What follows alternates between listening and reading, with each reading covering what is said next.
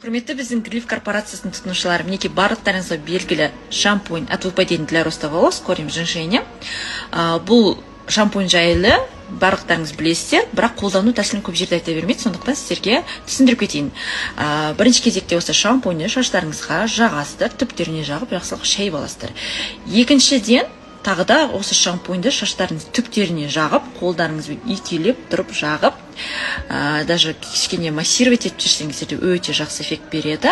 Шаштарыңызға 20 минутқа қалдырып қоясыздар. Соңғы шайып тастайсыздар. Шаштарыңыз кепкеннен кейін осы сывороткасы ішінде готовый пипеткасымен жүреді. Соны шаштарыңыз түптеріне жағып, тағы да үйтелеп өтесіздер. Бұл сыворотканы шайын, жуын қажет етпейді. Қалдырып қоясыздар шаштарыңызға.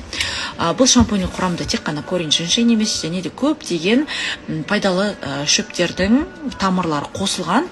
Сондықтан шаштарыңыз сирек болса, көп түсетін болса, шампуньді қолдануға кеңес беремін.